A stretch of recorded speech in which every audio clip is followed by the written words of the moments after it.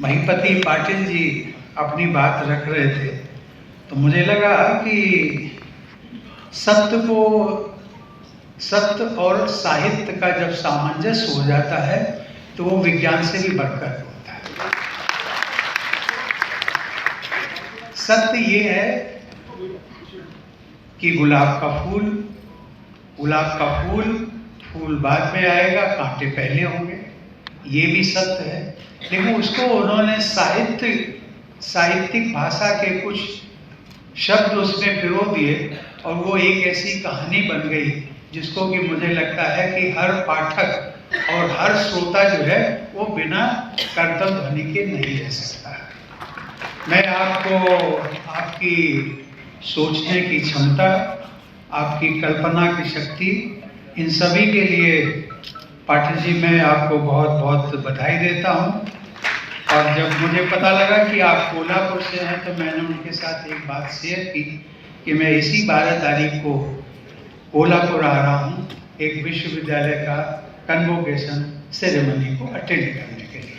तो मेरी उनसे बात भी हुई कि कम से कम आज के बाद में 12 तारीख को हम फिर एक बार नमस्कार करेंगे।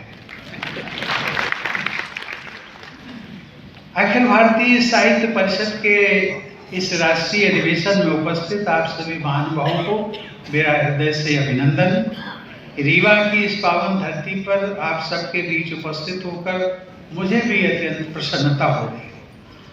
विंध्य प्रदेश की ये धरती साहित्य, संगीत और साधना की अनेक कहानियों की जन्मभूमि रही है। मुझे बताया गया है कि तानसेन और बीरबल के सुरों की उत्पत्ति यहीं पर हुई थी। विंध्य प्रदेश की इसी धरती पर महाराज विश्वनाथ सिंह के द्वारा हिंदी भाषा के पहले नाटक की रचना हुई थी। यहीं पर महाराजा कर्णदेव, रेवा प्रसाद द्विवेदी, कुंवर सूर्यवली सिंह, सैफुद्दीन सैफू और शेषमणि शर्मा जैसे साहित्यकारों ने अपने लेखन से भारतीय साहित्य को समृद्ध किया।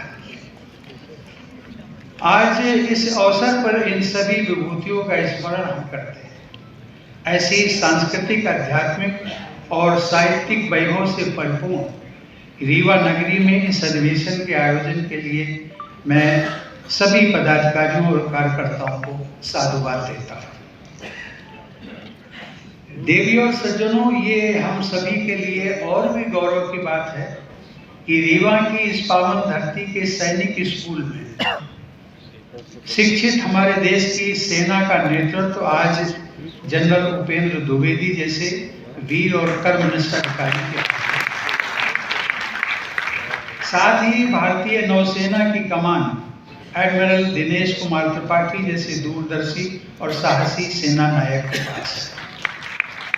ये दोनों के रीवा ही नहीं बल्कि समस्त राष्ट्र के गौरव और प्रेरणा के स्रोत हैं। हम उनके उज्जवल भविष्य और सफल नेतृत्व की कामना करते हैं और इन दोनों अधिकारियों से मेरा कई मायने में जीवंत संपर्क और जीवंत व्यवहार इसलिए कि when I was the President of India, I happened to be the Supreme Commander of Armed Forces।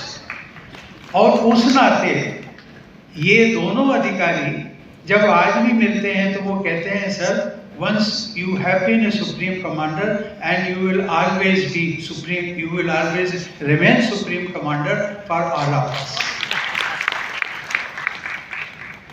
आज भारतीय दर्शन में कहा गया है कि आत्मानं विदधति जगत विदधति, अर्थात अपने को जानो, उसके बाद जगत स्वतः प्रकट हो जाएगा। यही विचार उपनिषदों से लेकर महात्मा गांधी, रविंद्रनाथ ठाकुर और श्री अरविंद तक हमारे आचार चिंतन का आधार रहा है। अपने आप को जानने का आशय केवल आत्मचिंतन या आत्मस्मरण नहीं होता। अपने आप को जानने का मतलब है अपने भीतर के सत्य को, अपने मूल स्वरूप का और अपनी सामाजिक भूमिका का बोध होना। राजेंद्र शुक्ला जी ने एक बात का उल्लेख किया था, व्हाइट टाइगर की बात। आज तो है और ये सही बात है कि रीवा इसके लिए फेमस है। लेकिन मैं राजेंद्र जी ये जरूर कहूँगा कि जब मैं एडमिरल त्रिपाठी से, दिनेश कुमार त्रिपाठी से जब मैं मिलता हूँ तो मुझे याद आती है रीवा की, और वो व्हाइट टाइगर की, क्योंकि वो हमेशा व्हाइट ड्रेस में रहते हैं।